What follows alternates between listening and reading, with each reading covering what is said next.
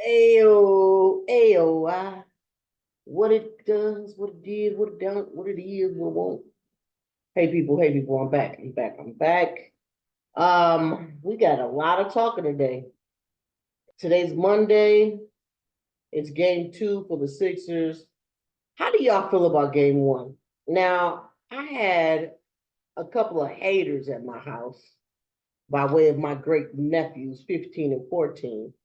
And they were just ruining my experience of watching and enjoying the game, just heckling and heckling. They want to act like the Sixers aren't who they are. They just don't. They just don't want me to be great. You know what I mean? So they're not gonna cheer for the Sixers if they can help it, just to see, just to see me cringe, I guess. And it is what it is. It was what it was, and it killed my experience. It killed my experience. I figured, okay, after they win the game, I'll go ahead and watch the game over. But as we all know, the game was not in our favor. Um, what happened? Like, what happened? What happened to where we started to lose the game? Now I know you guys are thinking like, the Joel Embiid thing didn't help, but honestly, I don't think that honestly him going down after that magnificent dunk. Oh my God. That is the hardest dunk I've seen him do in quite some time. Like he put his back into it, and that's probably why he went down like that. He wasn't expecting to. I don't think he was expecting to hit that ball that hard. Did you hear how hard that mug was? Oh my gosh! If I could get that sound clip, it would be everything right now. Oh my gosh, it was beautiful, beautiful. I loved it. I loved it. I screamed and screamed and screamed again. Like I screamed for the off the glass. I said, oh, and then dunked it. Ah, and then oh, it was a mix of emotions. It was a mix of emotions, and I loved every second of that. And I hope to see some more tonight. Will Joel Embiid play tonight? That's the big question everybody's wondering. It's a lot of analysts talk about, they should have never brought him back. They should have just took the L for the season and ramped up and went to Cancun. But you don't play 82 games plus because we have the in-game the in-season tournament and the play-in tournament. You don't play those many games just to be like, nah, oh well, we don't make the playoff. Now, if you're the Spurs or the Pistons, and yeah, that's probably where your mentality is going. Like midway through the season, yeah, nah, it ain't gonna work for us. But let's get a good workout in being pickup teams right now. You know what I mean? No shade. I'm just being automatic. Let's just keep it automatic. Let's just be for real right now. You play in the NBA to win titles, win rings. You might get 40,000 points at the end of your career like a LeBron James. You might hit over thousands of three-pointers in your career. You might just win a sixth man of the year.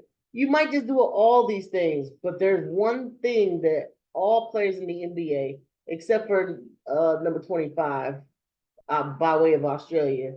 You want to win rings, you want to win titles. Yeah, I threw some shade. I did. It was funny to me. I chuckled on the inside. But listen, you want to win rings. Why else would you play this grueling schedule of back-to-back games every other day?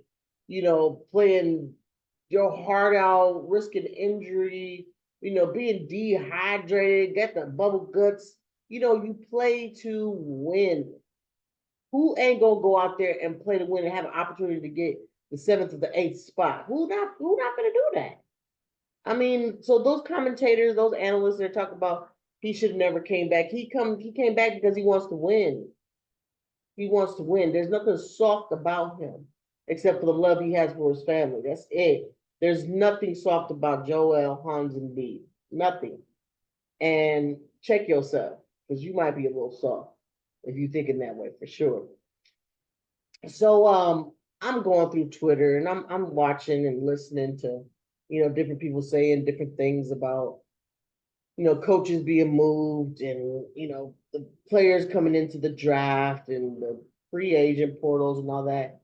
And they've moved beyond the playoffs. Like, this is going beyond the playoffs. Like, the first month of the end of your season, whether it be the end of the regular season or the end of your playoff run, the end of your season begins, your month-long vacation or whatever, your workout regimen or whatever it may be.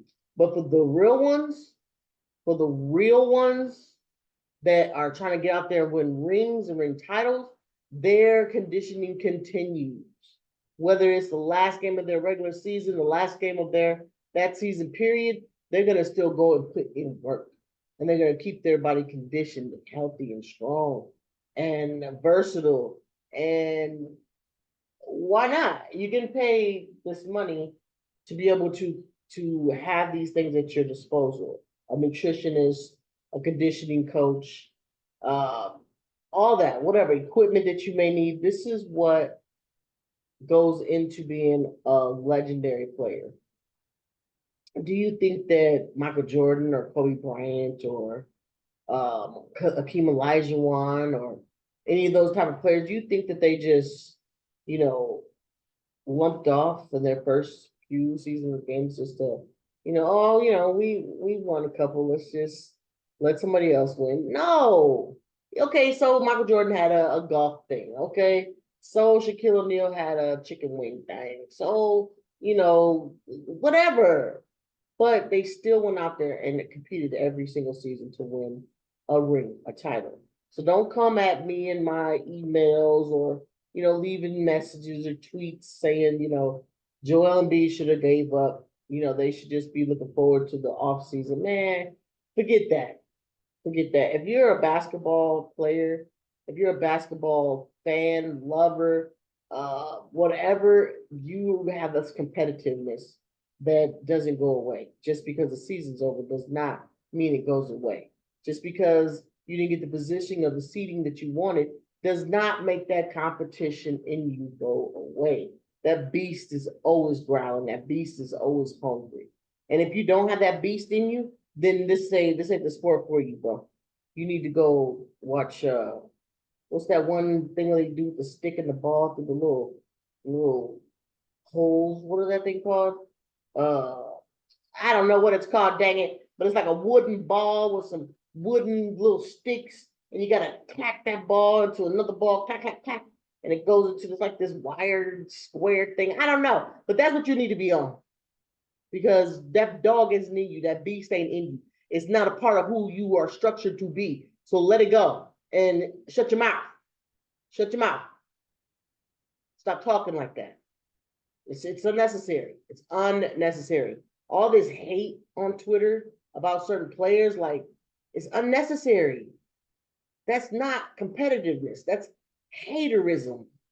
That is just ugly. It's an ugly look. I stopped following some people and their podcast because all they talk about is disrespect and hate. Like, okay, so you don't like a certain player. Okay, that's fine. There's players that I don't like. But I'm not going to spend 30 minutes talking about how much I hate them or not finding anything valuable, or volatile to say about them. They might go off at the hinge. I'm going to like that. Yeah. I like that he went off on that ref. Yeah. I like that he's going, snapping back on the players. Yeah. You know what I'm saying? Like, why? Why are you so mad at this player that you have no control over? He's playing basketball, a game that you would love to be paid to play. But for some reason, you want to spend 30 minutes hating this person. Even if it's 5 minutes, you want to spend dogging them out like they're not a human being. I'm off that. I'm off that. As soon as Kyle Lowry came to my team, y'all know how I feel about Juicy Booty. I stopped talking about his game. Like, I never really dogged this game out. I just didn't talk about him at all. But I started thinking, this guy is a human being. He's trying to do whatever he can do. I still don't like the way he plays. Excuse me, I don't like the way he's so stressed about not getting a call that he forgets his focus and getting back into the game. I don't like the fact that he'll argue over and over again about a play that happened 3 plays ago. Get over it, move on, go to the next play. Now, has he changed a little bit? Yeah, I've seen him refocus. I've seen him fly back on defense and make a play. So I am officially retiring my disdain for Juicy Booty. Will I stop calling him Juicy Booty? No, because he does have a juicy booty. I want to just call him Juicy Booty, okay? Because I can. Okay, I know, a lot of men want to listen to my podcast. So it may not be palatable to you, but that's the way how I feel. This is how I express myself. Okay? I'm not gonna sit here and talk about, I want to pinch it or smack it or something. But I that's the one thing I find appealing about it is his juicy booty. That's it. Okay, let's move on. Move on. Okay, so we have a game against the Knicks tonight. It's at 7:30. It's on TNT. The Knicks lead us 1 game. And we don't know if we're going to have Joel Embiid. We don't know if we're going to have DeAnthony Melton. We don't know if we're going to have Robert Covington. We don't know if Pretty Ricky is going to be on the court. We don't know. What I do want to say is that the last game was great. I saw a lot of good things in Paul Reed that was exciting to see. He was Johnny on the spot on a lot of offensive rebounds. He was doing his best to keep the ball alive. I think some players may have just been a little overwhelmed by the play. One being Buddy Hield. Buddy Hield only shot twice. Didn't make any of those. This is his first playoff series. And I get you have, butterflies. But Buddy, that's the whole reason why you're on this squad is to put up shots. You didn't even play 11 minutes in the game because you're not putting up shots. You shot 1 3-pointer and 1 mid-range. Or what was it, a layup? You tried to do a layup and they go in. And that was all from you. We need more from you, buddy. Like ASAP. You are here to be, don't hesitate. Don't hesitate. When you get that ball in your hand because it's been shuffled around, shoot it. If there's somebody in your face, shoot it. Shoot it. Allow Joel Embiid or Paul Reed or Nicholas Batum or Kelly Oubre or Tobias Harris to get those rebounds from your missed shots. Just shoot the ball. Shoot the ball. Tyrese Maxey used to be hesitant too. He used to be hesitant and he'd pass the ball until Joel got in his ear. And ain't no telling who else got in his ear and said, stop doing that. Be aggressive. Shoot the ball. Shoot the ball. Shoot the ball. This guy is shooting 26 shots a game. Shoot the ball. It don't have to all be threes. If you want to shoot mid-range, shoot mid-range. But shooters have to shoot. They have to. Tobias Harris only shot 7 shots. 1 of 4 from 3. But at least he was shooting. I want him to put up more numbers.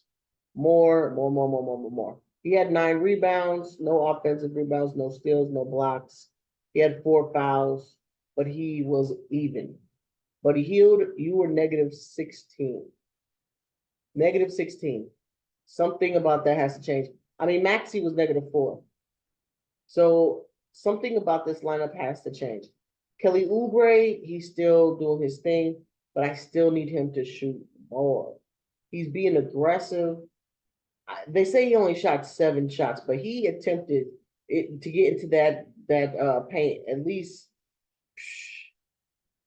I want to say at least like 8 times he was in that paint trying to get in there, but he just got fouls called on him, and he wouldn't shoot free throws. Sometimes they didn't call those because the refs are garbage. I wonder if there's a way for me to check who's going to be officiating the game tonight, because I need to put some prayer on them, because they need it. They need some prayer. The referees need some prayer. Let them play the game. Call it fair, but let them play the game. Honestly, for real. There was a bunch of times that Maxi got pummeled. If you're supposed to be out there to keep the players safe and players not jumping into them or hacking them and stuff like that, then come on. Joel Embiid got his jersey almost ripped off him. Like, come on. Be fair and get in there. I see these refs, they like 2 feet away, like, and not calling nothing or calling stuff like, what? You're too far away to call that. Why are you calling that? Or you're too close not to call it. Like, what are you doing? Get in there.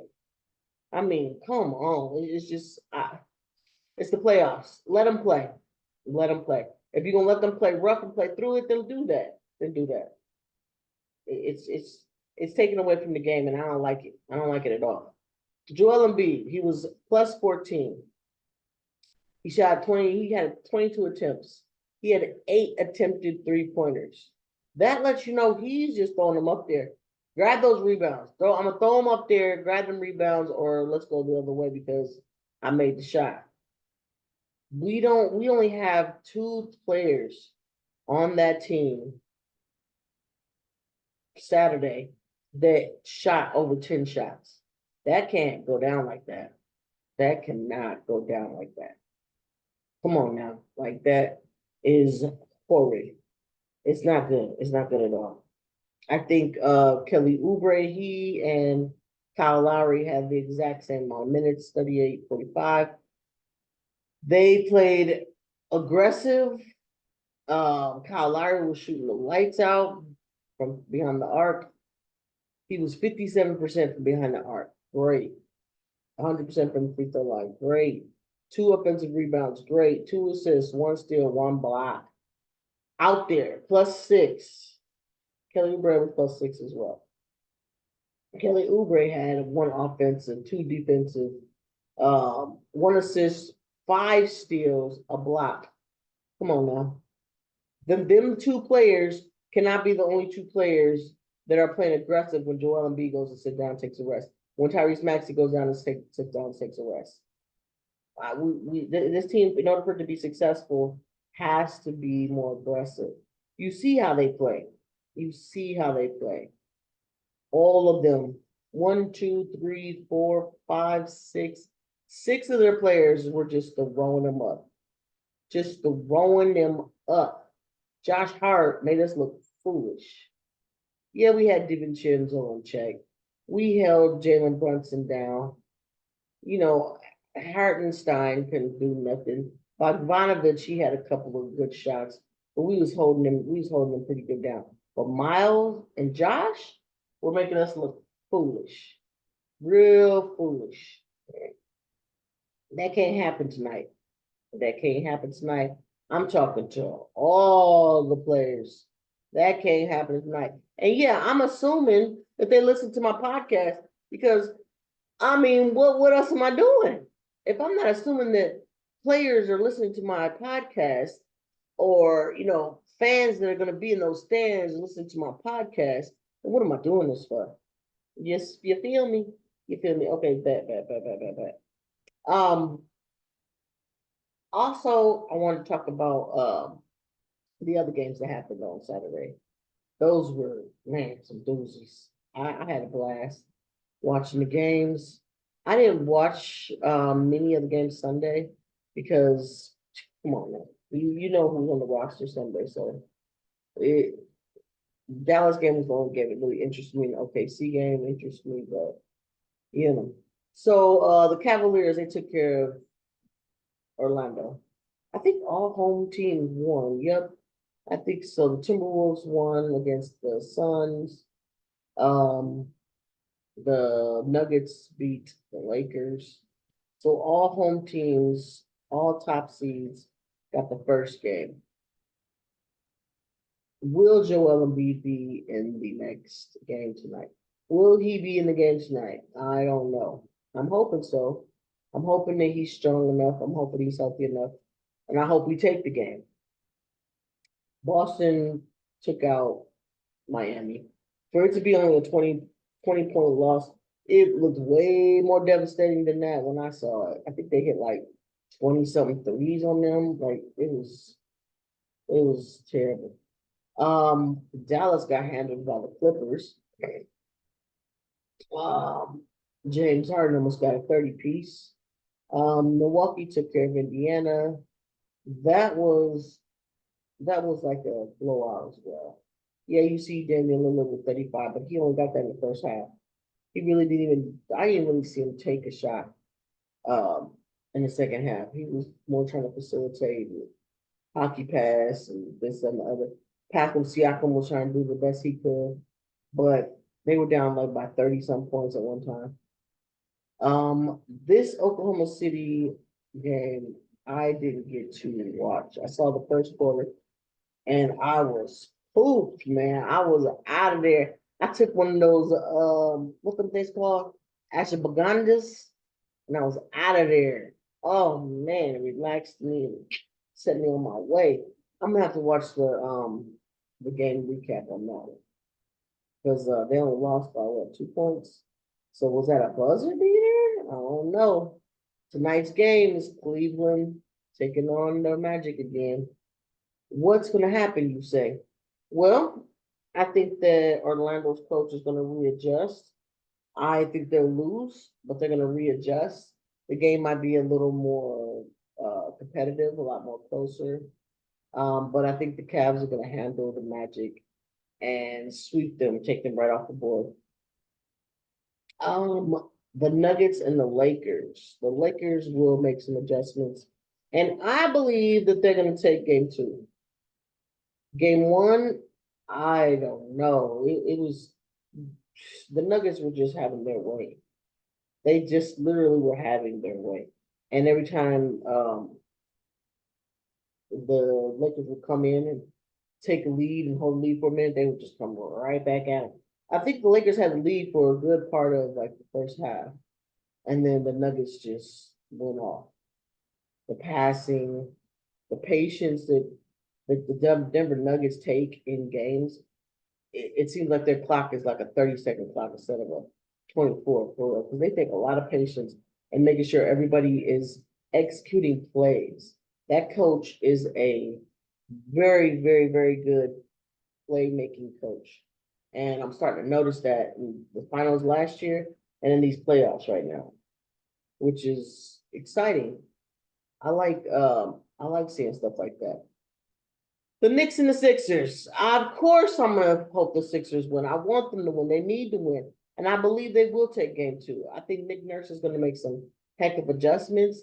The starting lineup for that game is gonna be, let's see, Joel Embiid, Tyrese Maxey, Kelly Oubre Jr., Nicholas Batum.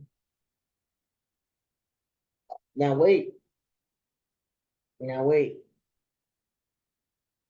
now wait for it. Let me put you in a little suspense. Buddy Hield. Yeah, I think Tobias should come off the bench. Yes, I do agree with that. Only reason why I agree with it because we need to switch up something, some way. The way I looked at the plus and minus, um, even though he broke even, I think he would come off the bench better in this game too because of the matchups. The matchups make me feel that way. It's almost like Nick Batum, Kelly Oubre, and Joel Embiid. There's the beast in the middle, and then you have the two wings back there. Nicholas Batum, he's guarding he's guarding whoever. If you notice game one, he guarded whoever was going getting hot. And they ain't shoot like that no more. When McBride started getting hot, they put him on him, he cooled off. When Jalen was getting hot, they put him on him, he got cold. When Josh Hart got warmed up, it was a little too late to throw him on there, but they put him on there. It was just a little too late. They did a lot of good switching up to get Nicholas Batum off of them. I think Nicholas Batum should start ahead of Tobias Harris. Will it happen? I don't know.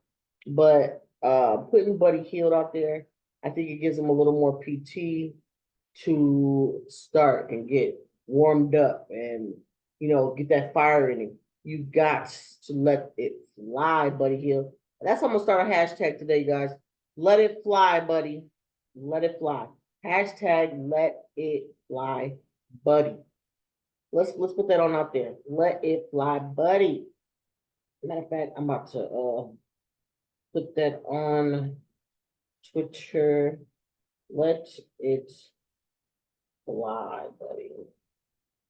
Because he needs to be warmed up. When he's warmed up, he's almost unstoppable. And him only shooting 2 shots with under 11 minutes, like no, that has to change. That has to change.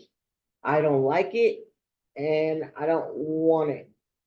Also, I heard the announcements for who's up for what award and da da da da. Yeah, I'm making a whole nother award um category, so be on the lookout for that. Be on the lookout for that. Did I touch base on everything I needed to touch base on? Pretty much. Get better, heal up, everybody that's in the NBA. Everybody's getting injured. Zion, Joel, like get healthy, guys. Um, and stay on your game. Like I don't want to see anybody, Jimmy. I don't want to see anybody hurt. I don't want to see anybody not being able to play the game that they love. They're getting paid some yummy yums for. So go on and get that. Um, go and get that bread. Go and get that conditioning. I know you're doing what you got to do, but just stay healthy. And I'm praying for you guys. You guys are on my list. So that's all I got to say about that. And enjoy the game tonight, guys. And share this podcast. Be listening. Share it, like it, subscribe. That means a lot to me. Take it easy. Be kind.